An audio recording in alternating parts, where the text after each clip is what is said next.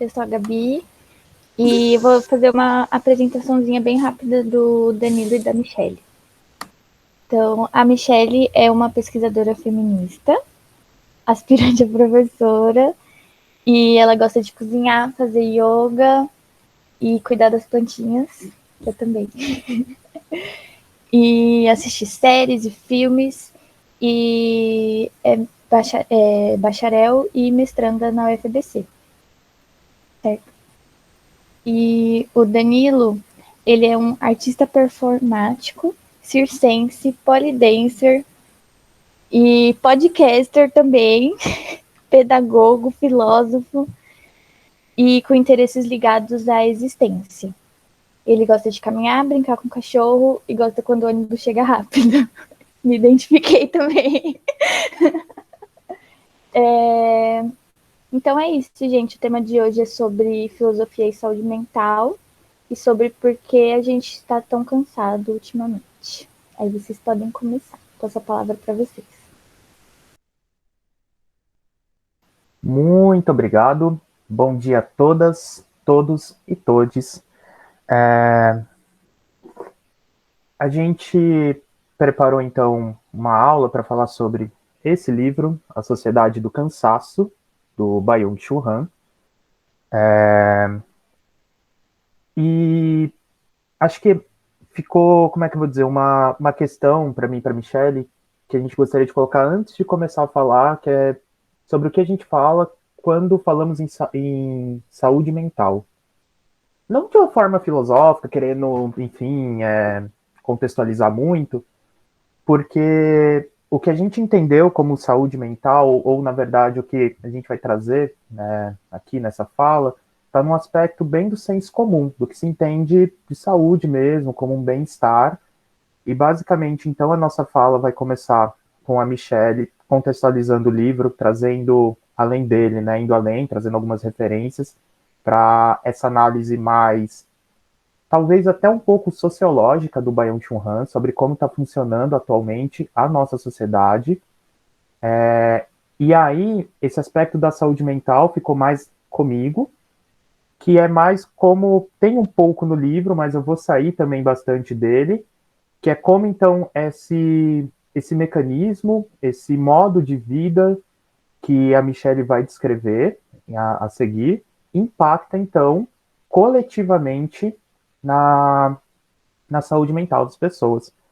Importante pensar uma coisa, o Byung-Chul Han ele fala muito sobre burnout e depressão. Eu vou falar um pouco sobre a depressão que ele fala, enfim, porque é uma depressão cunhada nesse contexto que ele traz, então é uma depressão específica. E a gente também ficou com um pouquinho de medo por ser uma questão muito íntima, muito subjetiva, talvez, que pudesse disparar gatilhos. Então, também ressalto que aqui a gente não vai tentar falar de algum modo, ai, faça isso que você vai se curar da depressão. E a grande questão que eu acho importante pontuar, primeiro, segundo a maioria dos estudos, né, a gente não vai ficar caracterizando a depressão em si, mas basicamente todos os estudos apontam para um tripé das possíveis causas da depressão, que é uma das palavras-chave quando a gente fala de saúde mental. Seria genética, é uma questão genética, né, enfim, passa e por conta disso você pode desenvolver. Tem uma questão social, seria então toda uma questão material, a vida, a falta de recursos materiais ou de possibilidades para desempenhar as experiências necessárias para, enfim, a pessoa estar bem. E interpessoal, traumas, relações. Mas, assim, como humanos, esse tripé, todos nós estamos submetidos a esse tripé. Embora, enfim, talvez a gente pode falar um pouquinho mais sobre um desses eixos, todos eles nos atingem.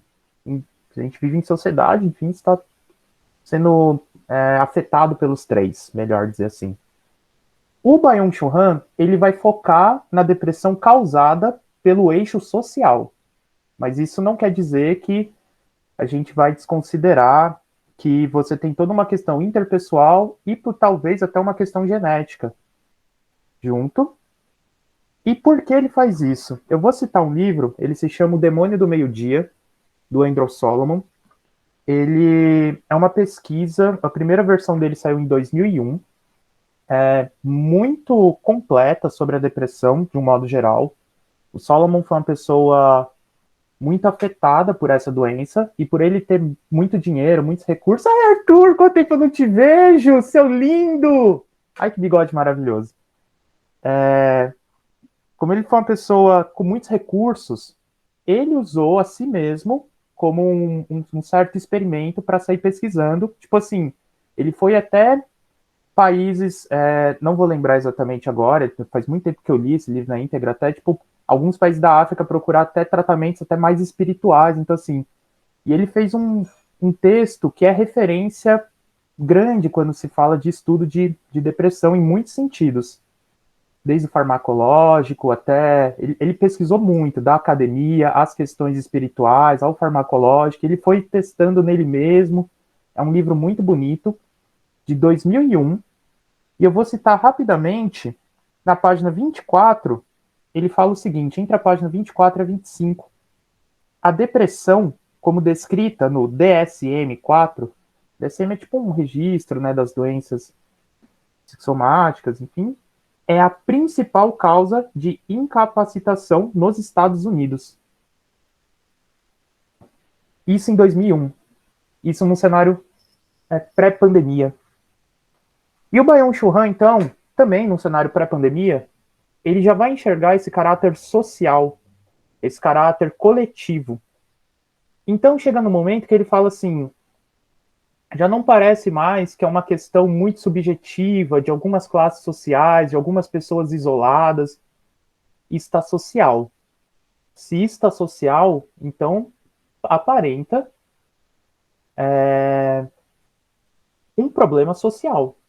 Aparenta ter um disparador coletivo. E aí, então, ele foca nesse eixo, que é o eixo social, para falar como, então, para analisar a sociedade e como isso vai afetar a saúde mental das pessoas, né, de modo coletivo. E aí seria a Nick entrar agora, mas vamos esperar a conexão dela. Enquanto isso, eu fico olhando para o Arthur. Ai, meu Deus, saudade.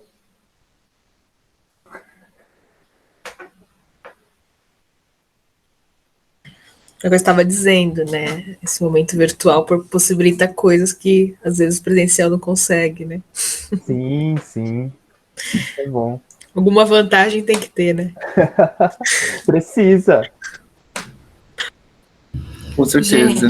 Bom dia, Michele. Oi, Tur. Obrigada por virem. E bom dia a todos. Ai, desculpa, gente. O pessoal tá mexendo aqui no telhado da minha casa e eu tentei ir para um lugar melhor, mas, enfim, a conexão é muito ruim. Enfim, problemas de EAD, né? Então, obrigada, Danilo, pela introdução aí. Vou falar um pouquinho com vocês sobre esse diagnóstico psicossocial que o Han está fazendo no livro, e depois eu vou passar a palavra para o Danilo para a gente conversar mais sobre depressão e essas outras patologias do nosso tempo, né? Bom, então eu imagino que muitos de vocês são estudantes, né? Alguns estão estudando até para o vestibular, outros estão na universidade, né? Estudando bastante também, às vezes trabalhando ao mesmo tempo. E aí eu queria começar levantando algumas perguntas aí vocês me respondam com a cabeça, sim ou não, beleza? Primeira pergunta, vocês já tiveram a sensação de que se vocês não estão fazendo o suficiente em relação ao trabalho, em relação à família, vocês têm essa sensação de que vocês estão procrastinando, que vocês são inúteis, que não estão fazendo nada? E mesmo quando vocês tiram um tempo assim, para descansar, de lazer, fica esse peso na consciência de que vocês poderiam estar estudando mais, estar trabalhando mais, estar limpando a casa, estar fazendo artigo, estar preparando aula. Fica, né, gente? essas sensações e dilemas, o Han vai falar, eles são muito comuns hoje em dia, né? E o que está por trás dessas sensações, né? O Han mais ou menos vai falar que, bom, é aquela ideia neoliberal de que quanto mais eu trabalho, mais perto eu tô de alcançar o sucesso. Ou seja, fica aquele lema, né? Trabalha enquanto eles dormem. Então, como a gente vai ver, essa ideia de desempenho, né, de que eu preciso sempre estar trabalhando mais, fazendo mais, ela apresenta esse disfarce de dedicação, né, de autonomia, de superação individual, de meritocracia e de liberdade, né, de que depende só de mim para eu alcançar o meu sucesso, né. Mas, na realidade, ela é a expressão de uma nova forma de exploração que vai caracterizar o que Han fala que é a sociedade do cansaço, né, que o Danilo aí já apresentou o livro para vocês. Ai, gente, eu ia apresentar slides agora que eu lembrei. Eu fiz uns slides, eu vou tentar apresentar agora.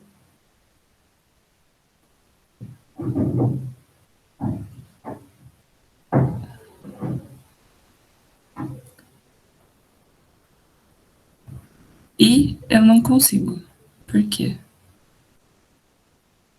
Deixa eu ver se eu deixei habilitado para qualquer pessoa. Peraí, só um minutinho. Eu não consigo achar a aba do meu slide quando eu coloco aqui para compartilhar. Você não acha no seu computador, é isso? Ele tá aberto aqui no PDF, aí quando eu coloco aqui para compartilhar uma janela, não aparece. Ué? Se ele tiver no seu computador o arquivo, você precisa compartilhar a tela inteira. Aí eu não vou conseguir ver vocês, é isso? Não, nem a tela inteira aparece. Ué? Eita. Gá, você tá como administradora, né?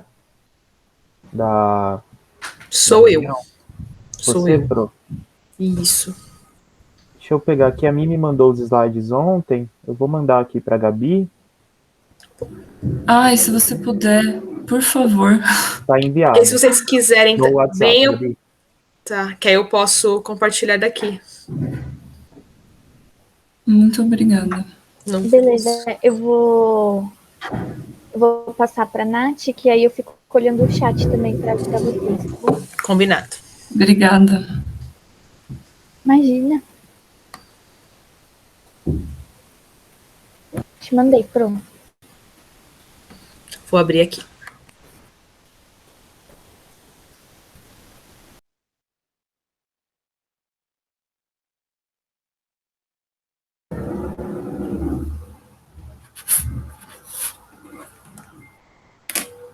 Bom, mas acho que enquanto a gente vai fazendo os problemas técnicos aí, eu vou continuar falando, falar um pouquinho de quem é o Byung-Chul Han, Chul Han, desculpa.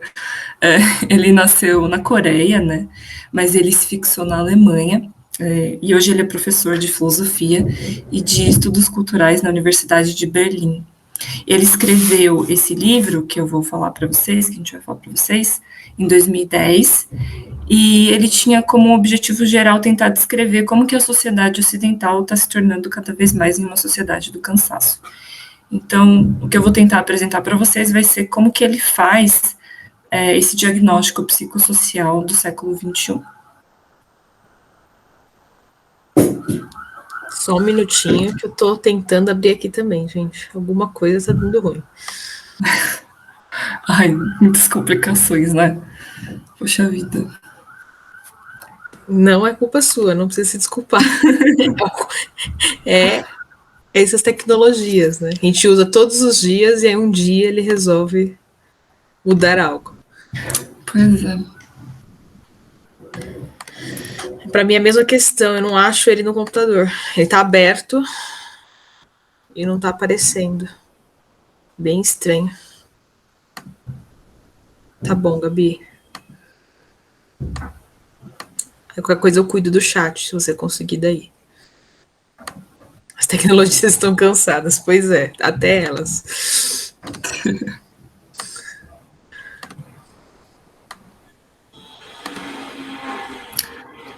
Gente, tá aberto a tela e não aparece.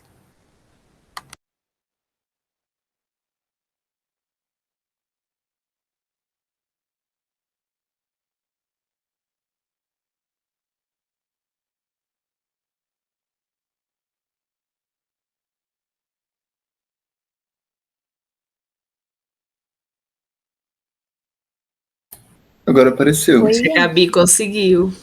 Obrigada, Obrigada, Gabi. Gabi. Agora, eu só não sei como é que eu coloco, tipo, pra apresentação. Ah, acho que... Dos slides. Eu acho que o PDF... achei. foi. Aí. Eita, peraí, vou ter que desligar meu microfone agora. Rapidinho. Aí já pode ir para o segundo slide. Aí o RAM, bonitão. Então, já pode colocar para o segundo, né? Já falei dele. O Han, ele vai, para ele descrever o século XXI, ele vai olhar para o século XX primeiro, para mostrar o que muda de um século para o outro. E aí ele vai estar sempre jogando, assim, com essa comparação do que era o século passado e do que é o século agora. Daí ele vai usar essas metáforas biológicas, né? Para ele, o século XX ele é caracterizado como essa época imunológica, né? E o que é esse sistema imunológico na biologia, né? O sistema imunológico é aquele que identifica os elementos estranhos que entram no nosso corpo, como vírus e bactérias, e ele vai lá e vai mobilizar todo esse mecanismo de defesa para eliminar esses invasores, né? Então, nessa lógica da imunologia, né, essa metáfora, ela marca o século XX, né, e ela marca essa distinção clara entre aquilo que é amigo e aquilo que é inimigo, aquilo que é interior, aquilo que é exterior, aquilo que é próprio e aquilo que é estranho. E pode passar para o outro. Um exemplo que o Han traz é da Guerra Fria, né, que foi esse período de rivalidade geopolítica entre os Estados Unidos e a União Soviética, né, que está demarcando muito bem essa distinção entre nós e eles, né. E é interessante notar também que o Han é coreano, né, a Coreia do Norte, ela sentiu muito também essa polarização, né. Na Guerra da Coreia, né, tinha muito esse medo na Coreia do Sul de inimigos infiltrados, né, no medo do estranho, desses agentes externos, no medo do comunismo. E isso resultou para a Coreia do Sul uma longa ditadura militar, né, que foi caracterizada pela perseguição de opositores, pela censura, tortura, enfim, uma série de coisas, né. E no Brasil também, a gente ainda tem essa narrativa daquele medo do fantasma do comunismo e deles, né, dos outros. Então, nessa lógica, se afasta tudo que é estranho, né? Mesmo que esse estranho não está representando nenhum perigo, ele é eliminado devido à sua alteridade, né? Então, nesse paradigma imunológico, ele é marcado por barreiras, por cercas, por muros que impedem o processo de troca e intercâmbio, né? O que foi o muro de Berlim também, né? Então, pode passar para o próximo slide. Um traço fundamental, né, da imunidade, né, dessa metáfora que ele está levantando, é essa dialética da negatividade, né? O outro, o estranho ou o externo, ele é um negativo, né, que penetra no si mesmo, né, no eu, procurando negá-lo, né? Então, quando a negatividade do outro penetra no si mesmo, o si mesmo sucumbe, porque ele não consegue negar a negatividade do outro. É por isso que ele precisa negar o outro, ou seja, ele precisa negar a negatividade, pois é só dessa maneira que ele consegue sobreviver, ou melhor, realizar a sua autoafirmação, né? É naquela lógica, né, do eu só consigo me afirmar e construir a minha identidade a partir do momento que eu nego o que é diferente de mim. Por isso que essa autoafirmação. E o exemplo que ele traz é da vacina, né? Ele falou assim, olha, a vacinação segue a dialética da negatividade, introduz-se no próprio, né, no eu, apenas fragmentos do outro para provocar essa imunorreação. Nesse caso, a negação ocorre sem perigo de vida, visto que a defesa imunológica não é confrontada com o outro ele mesmo, quando a gente está tomando a vacina da Covid. Estão ingerindo fragmentos, como que fala? Fracos e tal, do vírus, alguma coisa assim, não o vírus ele mesmo, né? Porque se injetasse o vírus ele mesmo na gente, a gente poderia vir a contrair a doença e morrer, certo? Então, o que o Han vai dizer? É que nos tempos atuais, a gente tem se deparado com uma mudança de paradigma. Aí acho que você pode mudar também o slide. Com essa mudança de paradigma, né? A gente tem se deparado, principalmente a partir do final da Guerra Fria, e com essa intensificação da globalização, parece que a gente está entrando cada vez mais numa constelação que está se afastando desse esquema que a gente acabou de ver, né, dessa dialética da negatividade. Hoje, por exemplo, ele fala que a alteridade e a estranheza, que era aquilo que definia o eu, porque eu só me definia negando esse estranho, eles estão desaparecendo, né, porque parece que está tudo se massificando, parece que está tudo sendo levado a um nivelamento, né, está tudo se tornando igual. Então, ele vai falar, olha, a alteridade, ela troca de lugar com a diferença, né, e a estranheza troca de lugar com o consumo, ou seja, a diferença, ao contrário da alteridade, ela não vai provocar nenhuma reação imunológica, ela não faz adoecer, e a estranheza, ela vai se neutralizar, ou seja, o estranho deixa de ser estranho, ele passa a ser o exótico, né, no qual o turista vai lá viajar para consumir, né? Enquanto, quando eu me deparo com o estranho, ao invés de eu negar ele, eu consumo, né? Eu reduzo ele ao igual. Por isso que é essa massificação e esse nivelamento, né? Então, o desaparecimento da alteridade implica que a gente vive em uma época pobre de negatividade, o que eu estou falando, né? Agora parece que a gente é regido cada vez mais por essa dialética da positividade, né? Mas isso não significa também que a gente conseguiu abolir a violência, né? Essa violência em relação ao outro e tal.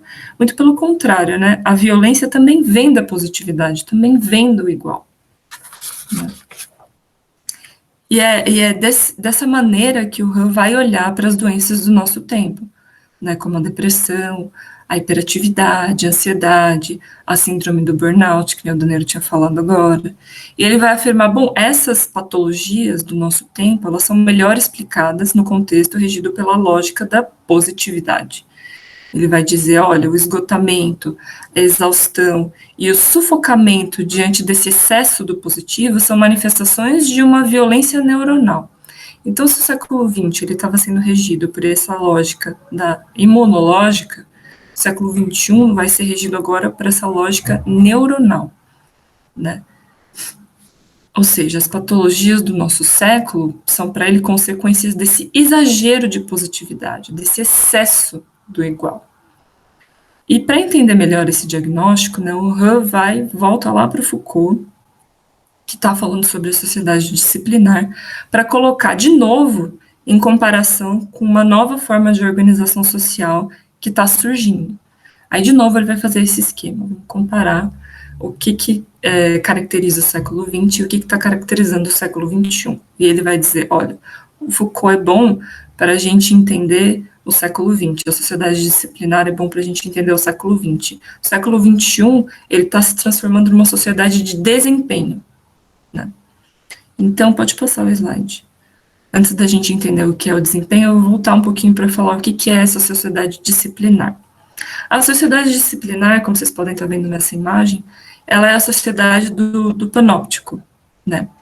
Que é o que o panóptico? É um modelo de prisão ideal, em que o guarda fica no meio aí, ele consegue vigiar todos os prisioneiros, e os prisioneiros não sabem se eles estão sendo vigiados ou não, né? Então, isso acontece, por exemplo, dentro das instituições da escola, do presídio, das fábricas. O Foucault usa essa metáfora para entender a nossa sociedade do controle, né? O que acontece na escola, por exemplo? Acontece principalmente a disciplinarização dos corpos dos estudantes, ou seja, a produção de sujeitos obedientes, de sujeitos disciplinados, de corpos dóceis, como ele vai falar lá em Vigiar e Punir. Além disso, ele vai dizer também, nessa sociedade disciplinar, que a gente também pode chamar de sociedade do controle, ela distingue claramente entre aquilo que pode e aquilo que não pode, aquilo que é normal e aquilo que não é normal. Por isso que uma característica marcante também dessa sociedade é a punição. Se você é louco, você vai para o hospício. Se você é ladrão, se você é um delinquente, você vai para a prisão. Se você é um aluno indisciplinado, você é castigado. Né? Então tem sempre essa lógica.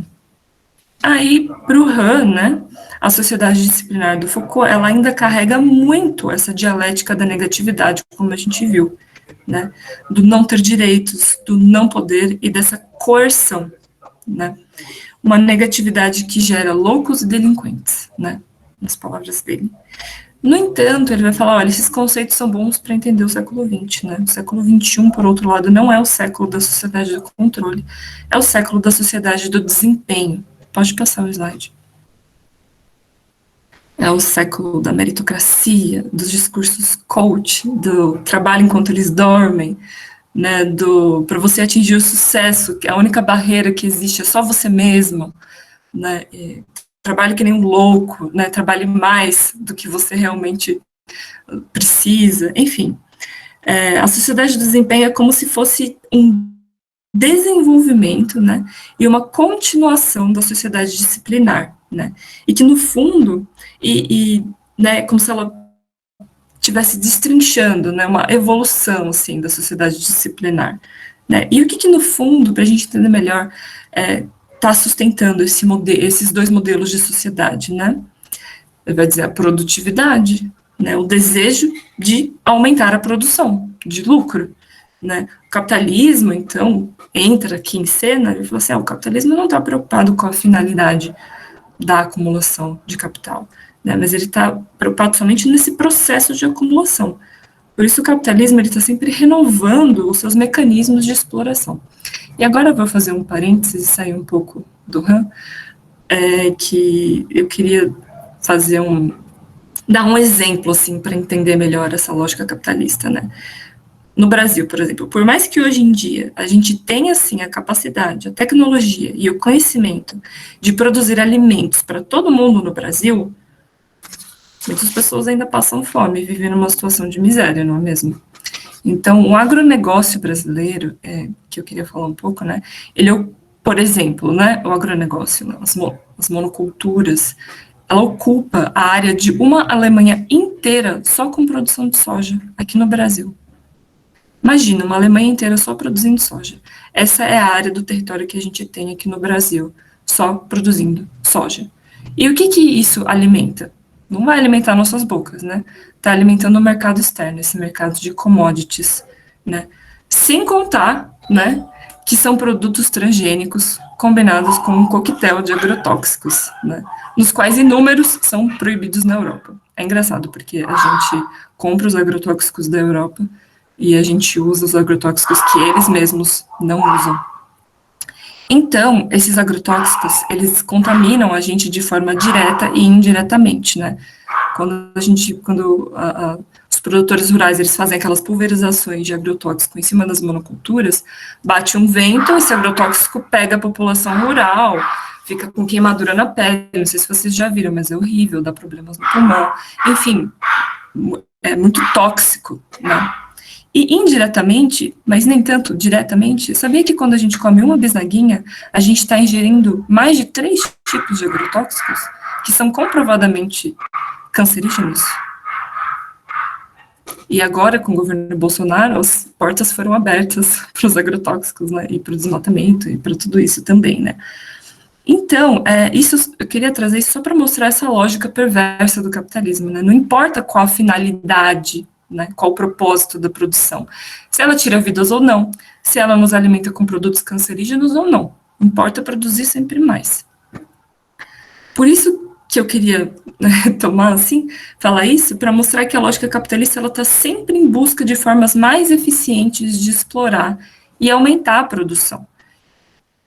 E aí, o que acontece na sociedade do desempenho? A gente vê essa forma renovada, né, de exploração. Na sociedade de desempenho, essa lógica capitalista encontra isso com a positividade do poder, que, de acordo com Han, é muito mais eficiente que a negatividade do dever lá do século passado.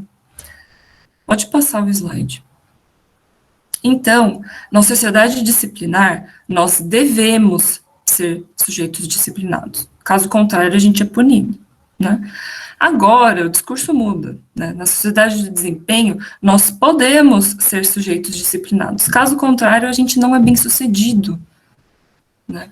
Caso contrário, é nossa culpa, né? É como se agora o panóptico, né, tivesse dentro de nós, né? Como se aquela figura de autoridade e de vigilância tivesse transformado em nós mesmos, né? O sujeito de desempenho, ele continua disciplinado, mas ele esconde essa faceta dentro de si, por trás de discursos de superação individual, de sucesso, enfim, é só eu me esforçar mais que eu vou conseguir, né? Então ele se autoexplora muito mais, né? A sociedade do desempenho é uma sociedade que se desvincula, então, cada vez mais da negatividade. Ela está transformando o dever em poder, eu posso. Yes, we can, né? Sim, nós podemos nos esforçar mais, nós podemos nos autoexplorar sempre mais, né? Então, a positividade do poder, ela produz essa ideia individualista de que com vontade e foco, nada é impossível, né? Como se o indivíduo sozinho fosse capaz de alcançar qualquer coisa que ele desejasse apenas através do seu esforço individual, o que ignora diversos fatores históricos, sociais, econômicos, políticos que atravessam a nossa vida, né? Então, como todo mundo pode, se você não conseguir é porque você não quis de verdade, não é porque você não se esforçou de verdade, né? Você preferiu ficar de preguiça se você não passou no vestibular. Não é porque não tem vaga o suficiente, é porque você não estudou suficientemente, né? Então, se a negatividade lá na sociedade do Foucault disciplinar produzia loucos e delinquentes, agora a positividade começa a produzir depressivos e fracassados, né? Uma sociedade em que todos estão vulneráveis àquilo que eu vou chamar de infartos psíquicos, né? Ou seja, não é somente o excesso de responsabilidade e de iniciativa pessoal que torna a gente doente. Isso até certo ponto é bom até, mas principalmente essa pressão por desempenho, né? Essa pressão por produtividade, né? Por exemplo, o que é a síndrome do burnout? Ai, que legal, eu imprimi um negócio e ele sumiu. Um segundo. A síndrome do burnout, por exemplo, é um distúrbio emocional, né, com sintomas de exaustão extrema, de estresse, de esgotamento físico, que é resultante de quê? De situações de trabalho desgastante, que demandam muita competitividade ou responsabilidade, né? Então, para o Han, essa síndrome não expressa o esgotamento do eu, mas expressa a alma consumida, né? Não é que o eu está esgotado, é que o eu está sendo consumido, né? Por essa pressão interna de desempenho. Então, ao invés de dizer o que o dominado é proibido de fazer, né, ou seja, ao invés de exercer um controle disciplinar sobre ele, a positividade ela está reforçando a todo momento o que o indivíduo explorado pode, trazendo essa sensação de liberdade, né? Aí eu posso conquistar as coisas, tudo depende de mim, né? Mas no fundo não passa de uma liberdade disfarçada de coação, né? Tendo em vista que agora a autoridade se transformou nessa autoexploração. Então, nesse panorama, o que a gente vê? Não é mais necessário alguém de fora dizendo o que a gente deve fazer, um chefe ou um superior no controle, pois o próprio indivíduo passa a exigir de si mesmo mais desempenho, metas, produtividades, e acredita que esse individualismo da exploração é a prova da sua liberdade, né? Então, a sociedade desse sujeito do desempenho é a sociedade do cansaço, né? O cansaço físico e mental que a gente sente hoje é consequência dessa autoexploração. E acho que era isso, assim, que eu tinha para falar. Eu acho que deu para entender. Vocês ficaram com alguma dúvida sobre esse diagnóstico que ele está fazendo do século XXI? E aí eu passo a palavra para o Danilo para a gente conversar mais algumas consequências dessas patologias, né, para a nossa sociedade e como que isso é sério, né? Como que essa pressão leva a coisas muito sérias socialmente falando, né? Taxas de suicídio, enfim, e de violência, ansiedade, essas coisas. Oi, queria fazer um comentário. Primeiro, parabéns, Michele. Nossa, adorei, assim, toda a narrativa para que a gente, né, falando lá do século XIX até o século XXI, em como a gente chegou, não mais a ser mandados ou vigiados, mas nos vigiarmos as nós mesmos. E como isso afeta, tipo, o nosso ego, né? Afeta também a gente mesmo. Então, a gente acaba se cobrando, se martirizando e, né, criando vários problemas, né, psicológicos e, enfim.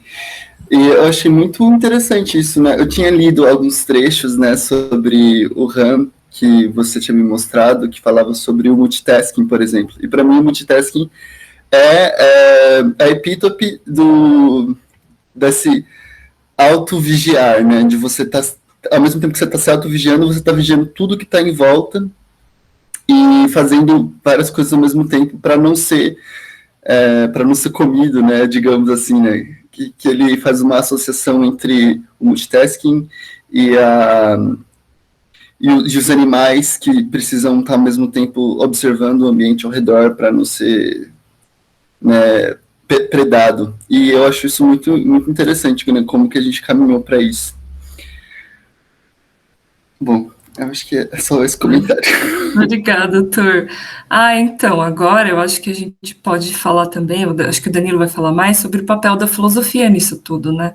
Porque se tempo é dinheiro, né, como que a gente administra o nosso tempo também, né? O que é esse tempo de ócio, né? Esse tempo do tédio, esse tempo de reflexão, como que ele participa para resistir a essa lógica de dominação, né? E é uma coisa que eu não sei se ele explora muito, mas eu acho que isso faz parte da nossa própria constituição psíquica, então não é algo que é plenamente consciente, é algo que a gente está produzindo e reproduzindo de forma até inconsciente, porque isso se tornou parte de nós mesmos. Então eu estou fazendo essa palestra aqui para vocês, desconstruindo todas essas noções, mas eu me autoexploro pra caramba, sabe? Tipo, devia estar estudando, e eu não vou fazer isso agora. Mas é uma coisa que tá ali, tá no fundo de todo mundo, e tá, sabe, é uma coisa que a gente precisa conversar o tempo inteiro, porque senão, às vezes, a gente se pega nessa autorrecriminação, nessa autoviolência, que às vezes, nossa, cai com a autoestima de todo mundo, né? Enfim, é uma violência mesmo, né? Enfim, agora acho que o Wesley levantou a mão. Eu só queria fazer um comentário rapidinho. É que o Arthur ele chegou a comentar isso sobre a gente observar e ficar observando também os outros. Inclusive, essa observação do panóptico interno me fez valer o dia. Mas, assim, quando o Arthur falou isso, eu fiquei tentando contextualizar isso também em outros cenários. Por exemplo, quando alguém vai tentar um emprego, por exemplo, se a pessoa por exemplo, preta, ela tem uma série de implicações que é além simplesmente da sua capacidade interna. Então, por exemplo, eu vejo pessoas que, quando vai tentar emprego, tem que ir lá, cortar o cabelo, fazer barba, fazer uma série de coisas e, mano, tipo, isso implica não só sobre a capacidade da pessoa em si, mas também sobre a aparência dela. Então, tipo, não é uma questão que vai além do que você pode ser, por exemplo, se você se focar em estudar, mas também ao que você já é, sabe? Não sei se ficou meio confuso. O que vocês acham? Não, perfeito, Wesley. É isso que quando você está nesse discurso da meritocracia, né? É esse o discurso que se fala, é mérito só seu. Mas, às vezes, a gente está desconsiderando fatores históricos né? De que, por exemplo, a mulher, por exemplo, como eu estudo mais feminismo, eu vou falar sobre isso. A mulher pode ser professora universitária, é igual, é só ela estudar bastante e fazer tudo o que ela precisa fazer, que ela consegue estar no mesmo patamar que os homens. Será que é assim? Será que a mulher não tem dentro de casa uma segunda jornada de trabalho que atrapalha a produtividade dela? Né? Será que essas considerações estão sendo levadas iguais? O que é a igualdade? É considerar todo mundo igual? Ou é considerar as diferenças de todo mundo? Né? Então, acho que toca nesse ponto também. Existem diferenças sociais, até físicas, que estão barrando ali, se criam barreiras muito maiores para algumas pessoas. Acho que o Danilo vai falar um pouquinho sobre isso, né? Mas boa colocação, Wesley. Valeu, gente. Alguém mais? Não. Vou começar. Eu acho que as colocações foram muito boas, batem um pouco no que eu vou trazer. A sua questão, Wesley, assim, eu acho ela muito pertinente.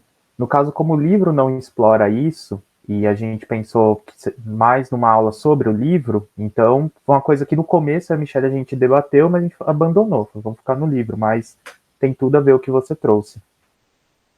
Bom, eu gosto muito de uma frase da KG13, uma banda assim que eu adoro, que ela vai falar: não se pode escrever sobre dor quando se fala com medo. Eu acho assim surreal.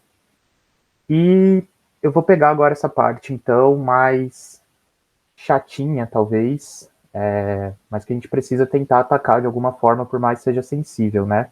Como isso implica na nossa saúde mental. Eu não fiz um slide, até pensei em fazer, mas eu não sei me organizar por slide. Até acho que pelo meu resumo aqui eu separei coisa demais para falar, mas até aí a gente dá um jeito, que eu quero deixar um tempo para a gente conversar também. Então, rapidinho, quando a gente fala em discurso de positividade, o próprio Han usa muito Foucault, então acho que é certo também pensar que ele está pensando discurso a partir do Foucault. E o que é um discurso para o Foucault? Porque pode parecer uma coisa meio, tá, se eu não ouvir o coach falando que eu posso tudo, tô livre. E não é bem assim. Um discurso ele se estrutura socialmente de diversas formas. Então, talvez você de fato não ouça o coach, acha que é besteira essa coisa de meritocracia e tal, e legal. E aí, quando você entra no Instagram, geralmente você tem amigos, amigas com mais condições financeiras, ou atualmente até por uma questão muito estética, algumas pessoas estão alcançando estão dando uma certa mudada social, mas precisa ficar alimentando isso. E aí você vai ver, então, a pessoa super viajando, dizendo que fez tudo com o esforço dela. E você pensa, não, eu consigo identificar que não. Aí você desliga. Aí você liga a TV, tem uma história de superação, você vai ver um filme, roteiro hollywoodiano adora explorar isso. E, de alguma forma, por mais que a gente tente escapar, isso internaliza.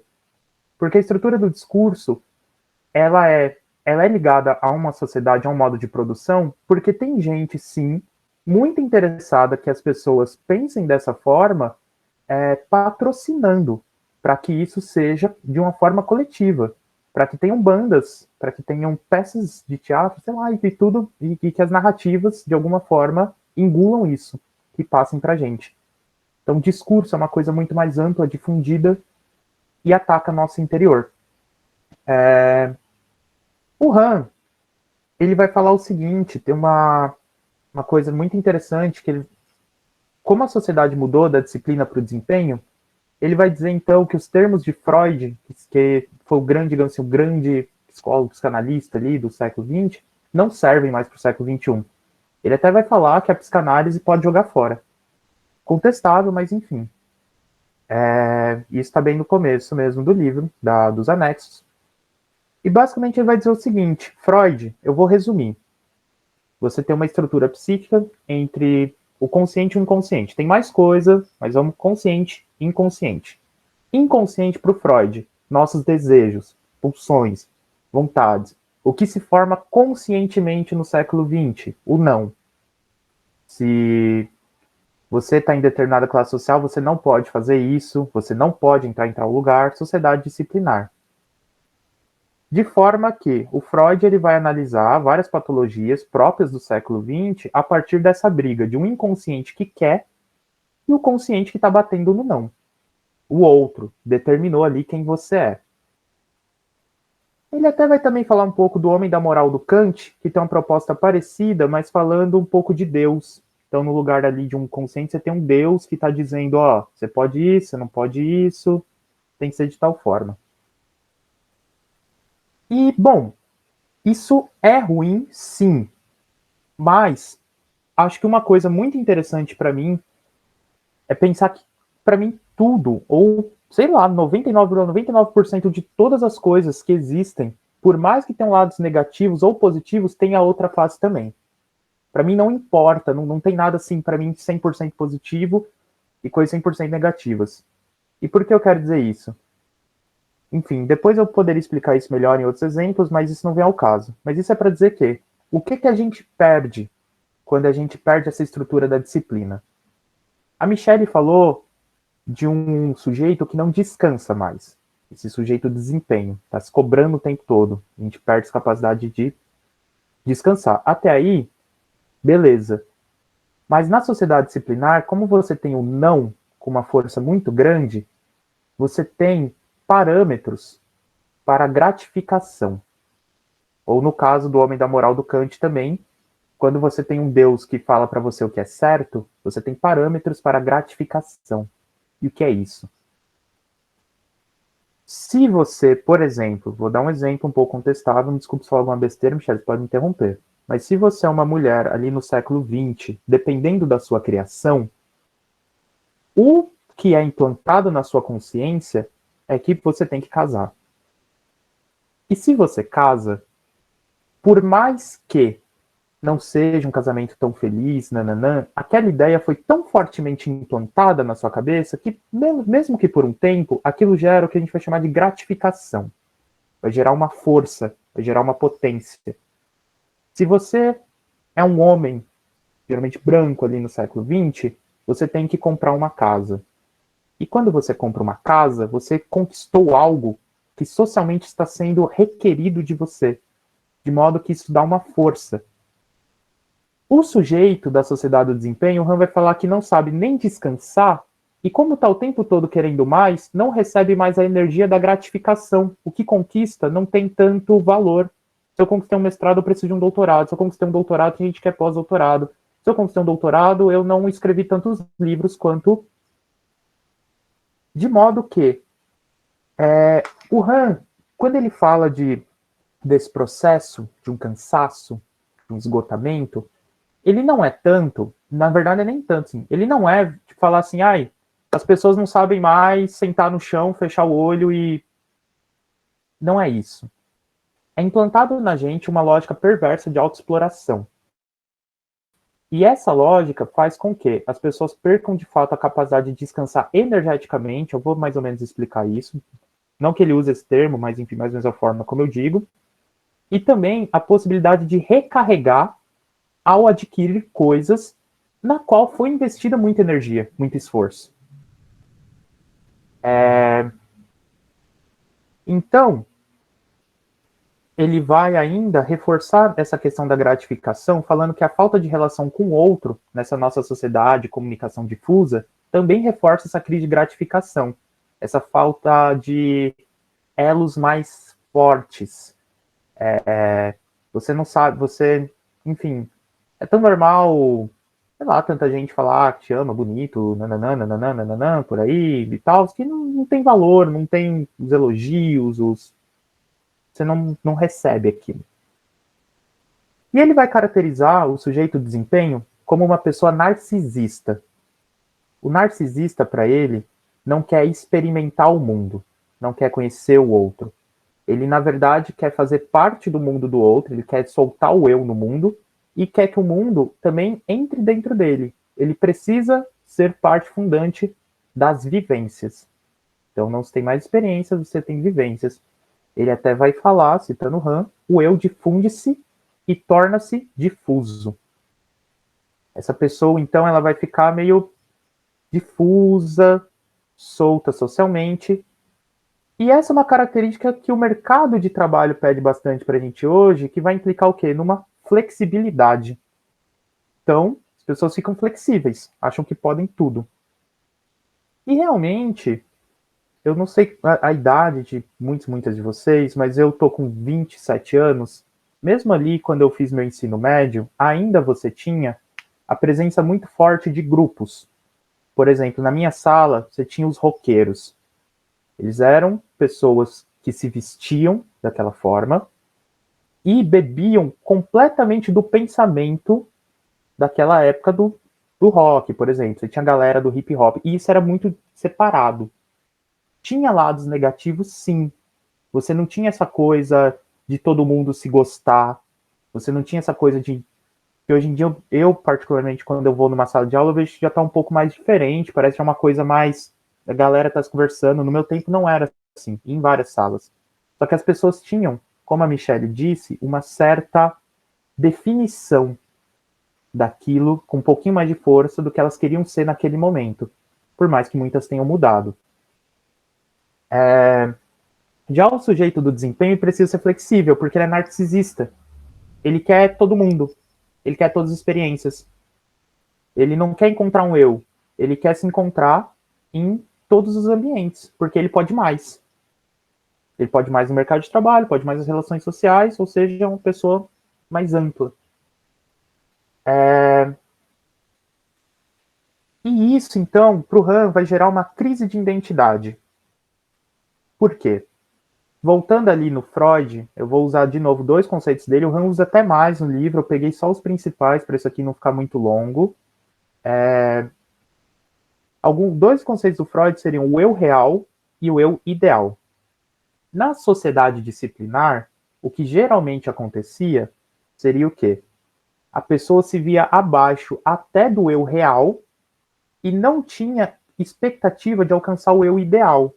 Então você tinha uma crise que seria, então, por essa falta de perspectiva, digamos assim, de uma autoperspectiva. Não que isso explique tudo, mas era parte fundante das crises do século XX. A pessoa se via frustrada, não chegava nem no que de fato ela era, então como vai chegar no eu ideal? Já o sujeito de desempenho é forçado pelo Han a se pensar o tempo todo no eu ideal. E eu até arrisco dizer se pensar além do eu ideal. De modo que esse eu ideal ele não tem forma. Então você abandona o eu real e você está o tempo todo olhando para o eu ideal. E isso desgasta muito. O Nietzsche tem uma fala muito interessante no Crepúsculo dos Ídolos, na página 59, que ele vai dizer o seguinte: não é sobre isso, mas ele fala quando a pessoa meio que perde o eixo, tal, toma as decisões meio erradas, assim, ao invés de dizer ingenuamente, eu não valho nada, a mentira moral na boca do decadente diz, nada tem valor, a vida não tem valor algum. Quando você perde a capacidade de identificar o mal estar dentro de si, e no caso, o discurso da positividade vai dizer que você pode tudo, então não tem nada de errado mesmo, tá errado com você mesmo, que não tá produzindo mais, esse reflexo passa para o mundo. E o mundo começa então a perder as cores. E de fato, tem uma questão social, mas enfim, isso vai tirando cada vez mais a capacidade de se perceber o quanto algumas coisas estão afetando o seu eu pessoal. E isso, então, seria o caminho para chegar no burnout e na depressão do Han. Falo depressão do Han porque ele deixa bem claro, ele faz um diálogo com alguns autores, eu não achei que fazia sentido trazer para cá pela questão do tempo, mas um deles, que é o Ehrenberg, eu achei interessante, porque ele vai dizer, olha, ele vê a depressão como esgotamento, um cansaço da pessoa de ser senhor de si mesmo. E senhor de si mesmo é também um termo do Nietzsche, que esse autor Ehrenberg traz. O Han, ele já vai ver a depressão como uma consequência patológica da autoexploração. Até aqui, beleza? Falando um pouquinho rápido, porque tem umas coisinhas que eu quero citar e eu tô com medo de ficar muito em cima da hora. Mas deu para entender? Belezinha. Porque eu acho que assim, também fica muito chato só falar de problemas e coisas assim. Eu não sei, eu tô vendo muitos colegas da faculdade, mas eu achei até que eu ia ter contato com mais gente do ensino médio e tal. E como uma pessoa privilegiada, por ser de uma universidade, por poder fazer um processo de terapia, eu quis deixar um fim para tentar falar um pouco para além do RAM, né? Para além de que a gente tem algumas não sugestões, coisas assim.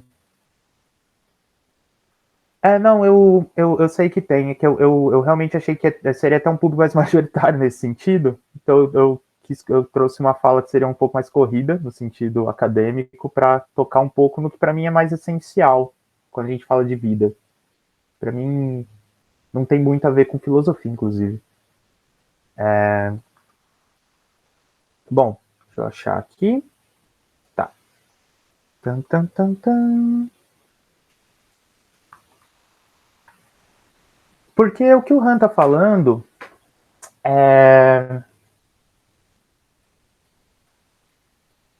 eu vou citar ele na página 92. Ele vai dizer que a virtualização e digitalização estão levando cada vez mais ao desaparecimento da realidade que nos oferece resistência. Então, isso vai fazer com que a pessoa tenha um tipo de pensamento cada vez mais calculativo.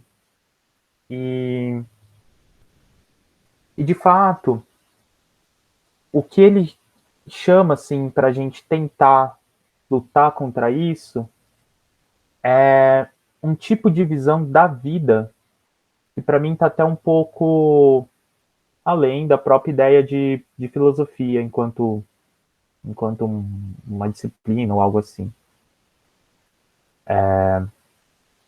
Que é o que ele vai trazer na página 51 do livro. Ele vai fazer um pequeno capítulo onde, a partir do Nietzsche, ele vai dizer o seguinte, que é o que o Arthur disse, né? Que a nossa atenção está dividida, de modo que essa atenção dividida aproxima a gente do animal, que não consegue comer sem pensar que pode ser predado. Então, a nossa mente começa a se tornar mais difusa, mais fraca em sua capacidade de criar elo com os objetos e com as pessoas. E o que ele propõe para se contrapor a isso seria o que ele vai chamar, então, de uma filosofia contemplativa. Ele também tira do Nietzsche. Que não é você largar a mão de tudo, não se assemelha à impossibilidade. Isso é muito importante dizer. Ele vai dizer o seguinte: se você tem uma potência positiva te dizendo que você tem que se autoexplorar o tempo todo, a gente precisa exercitar uma potência negativa. A potência negativa não é você, tipo, sentar e chorar e falar porque eu não consigo fazer as coisas. Não é isso. É você ser mais forte do que a potência da autoexploração. É um não à potência positiva em si. É um não a esse discurso que está internalizado. E isso geralmente se faz, por exemplo, com o uso do tempo, que não é um uso tão comum. É um uso do tempo mais comum nas artes. Quando se fala de contemplar, quando você vai no museu, o contemplar é você parar e observar. É você tentar reaprender a ver. Tentar reaprender a ouvir. Tentar extrair sentimentos daquilo que está posto. É uma pausa que ela não se importa tanto com o tempo gasto. ela te desliga do tempo no sentido do cronômetro. E é esse tipo de pausa que o Han fala que falta a gente exercitar, falta a gente reforçar. E eu, de fato, acho isso muito importante. Deixa eu só pegar aqui. Tan, tan, tan, tan. Não, acho que isso aqui eu não preciso mais falar. E acho que é sobre isso, assim, que eu queria falar um pouco mais, porque tá fácil, assim, entender a autoexploração. Mas o que dá vida é um pouco mais complexo. É subjetivo. Não é tanto você disciplinar o melhor uso do seu tempo. Tá mais em encontrar pequenos resquícios de coisas que de fato você sente que modificam a sua força vital. No meu caso, por exemplo, é o polidense. É o polidense, é o circo. É a banda Mother Mother. Adoro Mother Mother, minha banda de bad. Adoro.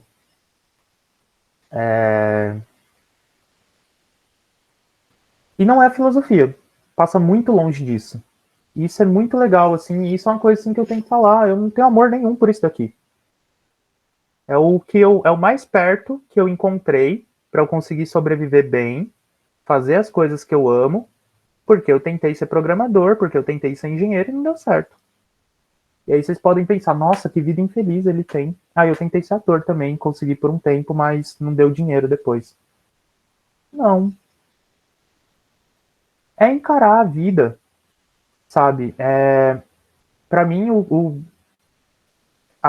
é muito interessante, porque de fato a autoexploração sumiu um pouco da minha vida quando eu percebi que, de fato, eu preciso de uma estratégia, porque eu preciso disso aqui, eu preciso de um título, sei lá, de mestrado, para poder ter um cargo no qual eu possa ter condições materiais de fazer algumas coisas que eu amo, porque a gente precisa ter estratégia na vida. Mas eu não quero me esforçar muito por isso, não. Eu fico orgulhoso de mim quanto menos eu consigo estudar e mais eu consigo obter resultado, porque eu fico tranquilo que eu tenho mais tempo para viver. O que é importante para mim, que é caminhar, é fazer polidense. Para mim isso é muito mais importante do que ficar lendo uns livros de gente falando umas coisas meio esquisitas. Mas isso é importante para outras pessoas também.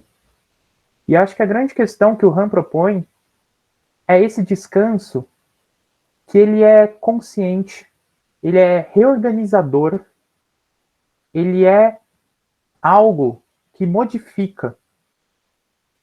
Então, para você tentar ultrapassar essa potência positiva. Tem um exemplo que o meu terapeuta me deu muito interessante. Ele fala, bom, se você pensar na sala de estar é o centro, geralmente, da casa. Ela é organizada para você receber as pessoas. O sujeito do desempenho, então, do Han, tentaria colocar um monte de coisa na sala de estar. Tentaria agradar todo mundo. E meu terapeuta falou, não, é importante ter espaço para passar, para transitar na sala de estar. Você precisa de espaço. Mas mais do que isso, de fato, eu acho que assim, a gente precisa também que ela tenha um pouco a nossa cara. Ela vai precisar de uma certa decoração, de uma cor, de certos objetos. A plantinha, eu tô vendo aqui o Arthur, tem uma plantinha ali atrás dele, muito bonitinha. Tem uns desenhos aqui no quarto que a Mi tá. Isso gera identidade. Mas só o espaço também não é suficiente. Porque imagina se, por exemplo, eu tô vendo aqui a câmera do Arthur, eu tô aqui no quarto da minha mãe, inclusive, tem um quadro de Jesus, que é próprio dela, não é meu. Esse não é meu espaço. Então eu vou usar o espaço do Arthur como exemplo. Tem espaço ali. E dá pra ver, tem uma característica que é dele. Mas vamos supor que ele quisesse, como a Amanda disse, não só se ele quisesse receber os outros, como ela disse aqui no chat agora. Então ele poderia pensar, nossa, tem uns roqueiros que vão querer ver, então eu vou colocar um pôster aqui no canto.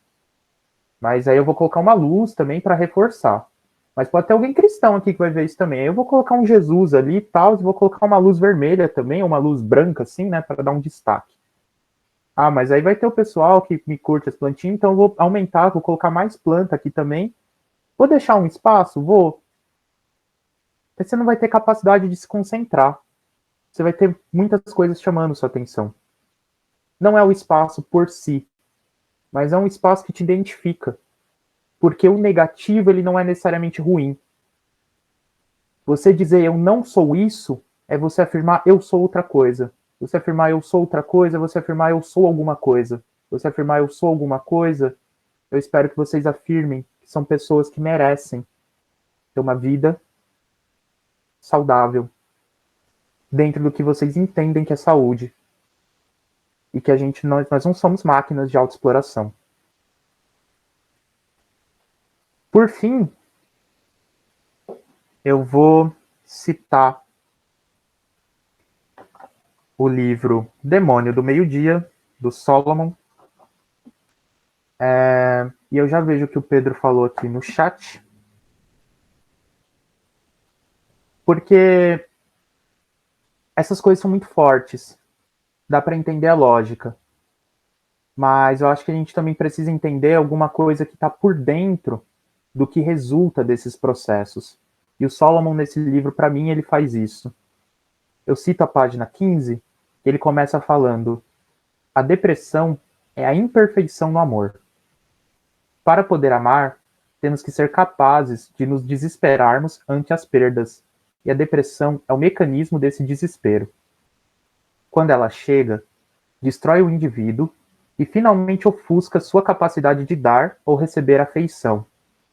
Ela é a solidão dentro de nós que se torna manifesta e destrói não apenas a conexão com os outros, mas também a capacidade de estar em paz consigo mesmo. Embora não previna contra a depressão, o amor é o que tranquiliza a mente e a protege de si mesma. Então ele vai seguir falando também dos medicamentos, tal. Isso aqui não vai para um lado de esoterismo, não. Os medicamentos são importantes, mas, de fato, perder a capacidade de amar por uma lógica de produção, isso me parece assim, uma barganha muito boa. E é sobre isso que a gente está falando. E é essa possibilidade de pensar, revalorar o que é a vida. E aí a gente tentar, então, achar as estratégias para lidar com isso. Um conceito que eu gosto muito da filosofia, para fechar, é o conceito de justa medida do Aristóteles. Eu uso muito na minha vida. Que não é meio termo. Se vocês lerem aí que é meio termo, tá errado. Joga o livro fora. A justa medida, ela é um conceito que é assim, um grego antes de Cristo, né, pensando assim, já que os exageros podem ser ruins. Usando o exemplo do almoço, ele vai dizer o seguinte: se você comer até se empanturrar toda vez, você vai passar mal. Mas se por conta disso você parar de comer, você também vai ficar mal. Você tem que achar o ponto onde aquilo te dá mais prazer do que dor e tentar se apegar por ali. Beleza. Mas e no churrasco de domingo? Ou, sei lá, ou reunião com os amigos? Poxa, a gente precisa poder se empanturrar de vez em quando também. E a ideia dele é que para cada situação específica na qual o seu corpo está colocado frente a um objeto, a gente tem que tentar fazer esse cálculo de modo a achar o quanto eu posso fazer ou não fazer, o quanto aquilo vai me trazer mais bem do que mal. E é mais ou menos assim que eu sigo minha vida. Acho que esse é um conceito filosófico que está além do Han, que é a forma assim que a filosofia atinge um pouco a minha vida e me ajuda também a viver um pouco melhor minha vida prática. Eu acho que eu encerro por aqui. Eu queria comentar o comentário do Pedro. Ele falou o seguinte, ele falou assim: acredito que a filosofia como profissão, dentro dos parâmetros acadêmicos tecnicistas, pode mesmo ser desinteressante para algumas pessoas. Sou estudante de políticas públicas e não é tão interessante também, mas descobri uma filosofia que tem me ajudado a recuperar o sentido de existir, perceber minha identidade e melhorar minha saúde mental. Eu me identifiquei muito com isso que o Pedro falou, porque quando eu entrei na FABC, eu entrei para fazer relações internacionais, né? E comecei a fazer algumas disciplinas e tal, e não estava conseguindo me identificar muito bem. Aí, em 2014, meu namorado, assim, que era da FABC também, ele faleceu, o Lucas Henrique, eu não sei se o Danilo conhece. E isso me impactou muito, assim, porque era meu primeiro namorado, eu era bem novinha e tal. E isso mudou radicalmente a forma como eu olhava a vida. Eu falei assim, nossa, a vida pode acabar amanhã para mim, sabe? Ou para qualquer pessoa que está do meu lado. E eu comecei a refletir muito sobre a vida. E aí eu me encontrei lendo Nietzsche em alguma disciplina da filosofia que eu fiz. E eu falei, eu vou fazer isso. Não importa se minha família não acha legal, se a sociedade acha que fazer filosofia é inútil, se o mercado de trabalho da filosofia é limitado. Eu vou fazer isso, porque é isso que faz sentido para mim agora. E aí eu comecei a fazer filosofia, né? Como a gente chega com várias, né, expectativas quando a gente se encontra num curso, né? E aí comecei a fazer e tal, não sei o quê. E aí eu falei assim, nossa, não, é essa carreira que eu quero seguir, não sei o quê, tinha certeza. E aí eu fiz o curso, fiz o bacharelado, estou terminando a licenciatura agora, e terminei meu mestrado agora no começo do ano. E eu saí despedaçada, porque deixou de ser filosofia e passou a ser academia, né? Passou a ser uma profissão. E aí é incrível como a gente consegue transformar aquilo que a gente gosta naquilo que a gente mais odeia, às vezes. Né? Não sempre, mas essa pressão, sabe, por nossa, eu precisava estar estudando mais, eu precisava estar escrevendo tal artigo, e no processo, né, de aprendizagem dentro da universidade, a gente também vai sendo podado, né, vai sendo castrado. Ah, você não pode escrever de tal maneira, você tem que escrever assim. Ah, você não pode fazer tal pesquisa, você tem que fazer essa pesquisa aqui. Ah, por quê? Porque a gente é financiado por essas agências, né, e é isso aí, Lari. Mas assim, de qualquer forma, eu não me vejo trabalhando num escritório, né? Então, é isso que a gente tem. E aí a gente tenta ir equilibrando as coisas, né? E vendo como que a gente equilibra, né? Eu gosto ainda da filosofia. Eu tenho uma relação de amor e ódio, assim, com a filosofia. É incrível. Mas eu ainda gosto, sabe? Eu me vejo nos textos, eu mergulho, eu faço reflexões além daquilo que eu trabalho. Gosto muito de arte também, gosto de outras coisas, adoro cozinhar, adoro plantar. Eu até ia falar isso, que eu e Danilo a gente tinha combinado de falar coisas pessoais, assim, para instigar vocês também a abrirem, a compartilhar as experiências. De que, por exemplo, eu comecei a plantar. E eu virei a louca das plantas, assim, eu tenho muitas plantas na minha casa. E elas têm uma temporalidade própria, né? Essa temporalidade de capitalista, de produtivista, de tudo na urgência, ela quebra, né? Porque você tem o próprio ciclo ali da natureza. Tem o ciclo de quando que ela vai florir, quando que a gente precisa dar mais fertilizantes ou não, se elas têm praga, se ela tem aquilo. Então ela quebra também, sabe, com esse ciclo. E existem diversas outras. Cozinhar também, né? Cozinhar tem o tempo para ficar no forno, tem o tempo de cozimento, tem o tempo de preparação. Então eu acho que, pelo menos para mim, pessoalmente, né? Eu acho que essas práticas, assim, elas me ajudaram muito, assim, principalmente agora na pandemia, a relaxar um pouco. Eu saí do mestrado destruída, sabe? Muita cobrança e muita coisa, e é banca de qualificação, é banca de defesa. E aí você sai destruído, assim, tipo, meu Deus, eu passei 2 anos escrevendo isso e tá uma bosta, e se sente mal, e não sei o quê. Enfim. Mas assim, a gente, claro, pode ligar aí, gente, fica à vontade para falar.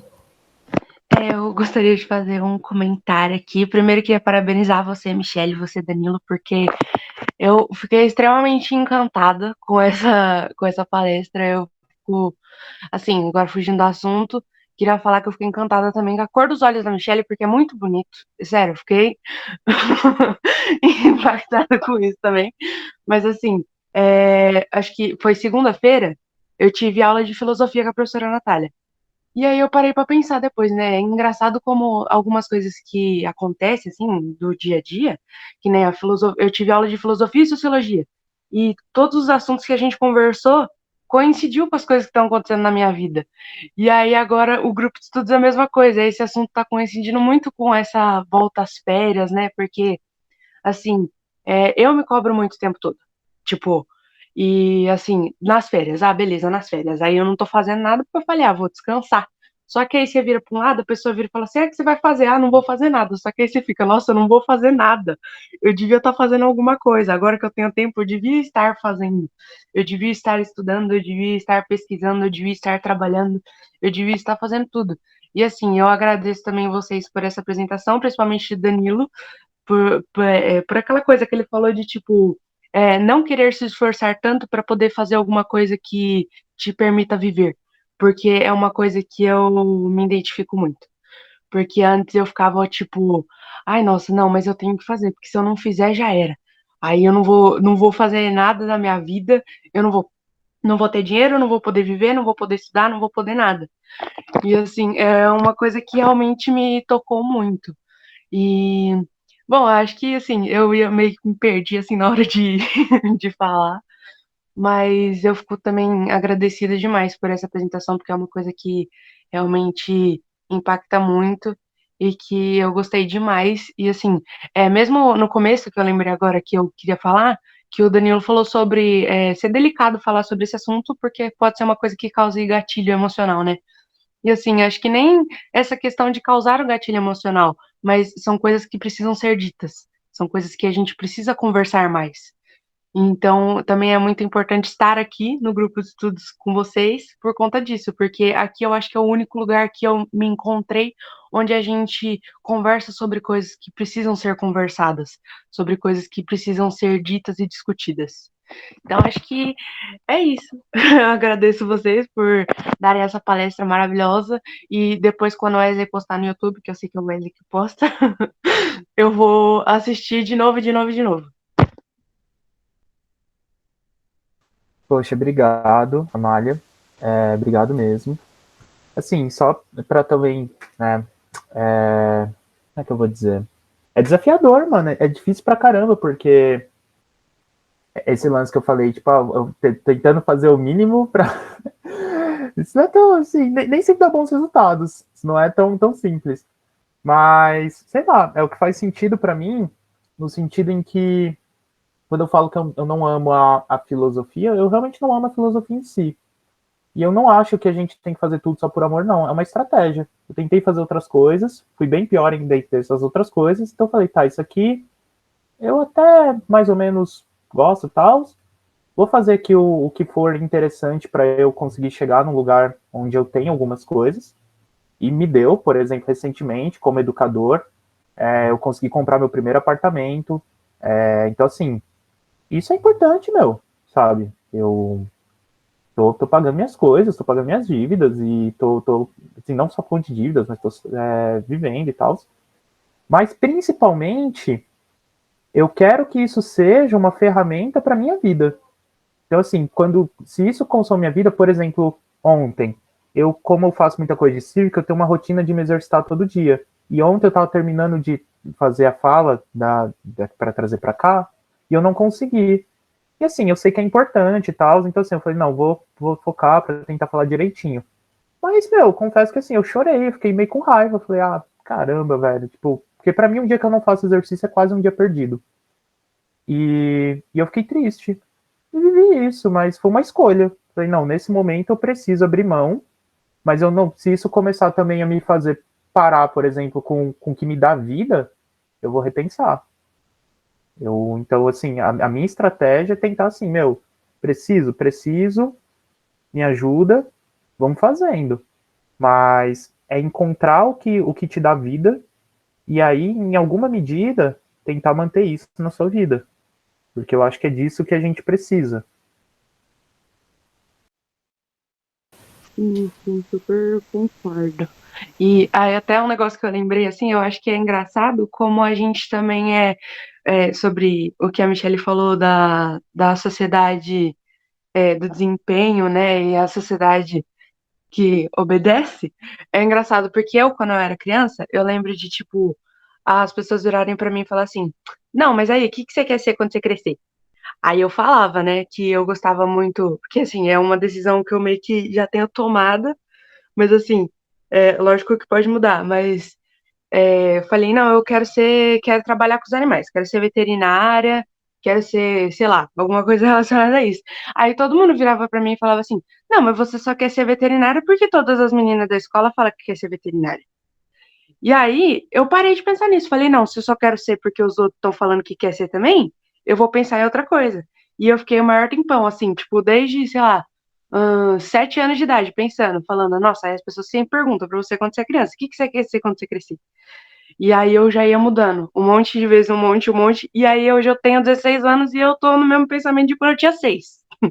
Entendeu? Então, tipo, às vezes é uma coisa que não é a gente que escolhe, mas que escolhe a gente, sabe? Que é uma coisa que faz sentido pra gente e que a gente tem que encontrar o caminho pra poder fazer a gente feliz, mas não se cansando tanto, não se cobrando tanto como a gente faz hoje. Posso pegar o gancho da fala da Amália? Eu me identifiquei muito com a fala de vocês, porque, sei lá, às vezes a gente tenta colocar tudo no meio do que a gente faz. Por exemplo, qualquer coisa que eu fazia, eu tentava enfiar no meio da filosofia. Tentava fazer uma coisa nova e tentava enfiar no meio da filosofia. Só que tem coisas que simplesmente não precisa. A gente só separa, vai viver e tudo bem. E é difícil também a gente, desde pequena, ser cobrado, querer ser quando crescer. O que você vai ser quando crescer? Não é? Às vezes a gente tem 30 anos e a gente não sabe ainda o que a gente quer ser quando crescer. A gente vai descobrindo ao longo da vida, assim. Às vezes a gente nunca descobre também.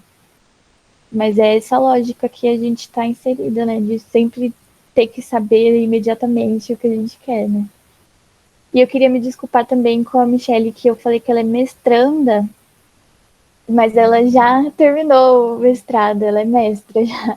Então, desculpa, gente. Bom, eu quero agradecer, né, pela fala, assim, adorei. E pensar muito, né, tô nesse momento aí que a Michelle de defender, e você olha pro texto e parece que fala, caramba, 2 anos escrevendo, eu não quero mais brincar disso, até que na frente, né, para revisar algumas coisas, eu tô fazendo vista grossa.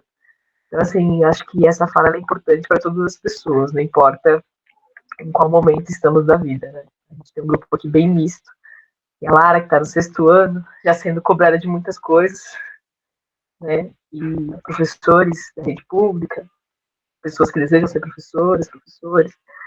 Então, acho que a gente tem que sempre colocar essas questões e pensar. Eu estou vendo, gente, que a Lília Ribeiro está aqui, e quando eu vi a inscrição dela, eu fiquei muito feliz, que a Lília faz parte do grupo de estudos Marielle Franco, que fica na nossa comunidade do Montanhão. Então, fiquei bem feliz com a presença dela aqui conosco. Acho que ter 2 grupos de estudos dentro da mesma comunidade, né, é coisa para se comemorar. Gente, já são 11h30. Não quero ser a chata, mas a gente tem um limite. Então, eu quero agradecer a Michelle, agradecer ao Danilo. Foi muito bom escutar vocês, ter vocês aqui conosco. Esse espaço é aberto. Eu deixei o link na lista de presença. Obrigada, Lídia. Eu deixei a lista de presença aqui no chat, a gente tem certificação. Eu vou pedir para o Danilo e para a Michelle assinar, que vocês vão receber o certificado de explanação, tá bom? Mas pode ser na mesma lista que depois a gente divide. Não tem problema. Eu vou deixar meu WhatsApp aqui também, caso vocês queiram fazer outras falas, participar de outros modos, serão sempre bem-vindos. Agradeço o Samon, né, por ter proporcionado isso pra gente, foi através dele que a gente conseguiu essa fala. Então, fico muito feliz. A Mari, que está aqui conosco, que eu não tinha perdido o contato. Mari, me chama no WhatsApp, eu não tenho mais seu número. Fiquei fico muito feliz de todo mundo aqui. Assim, eu falo, esse grupo de estudos é uma das coisas que me agradam, que me deixam feliz devido à pandemia. Assim. Eu sei que se fosse na nossa escola, a gente não receberia tantas pessoas, teria essa troca. Então, eu acho que se a gente consegue ver alguma coisa boa, é isso. Assim, são esses encontros. Gente, muito obrigada mesmo.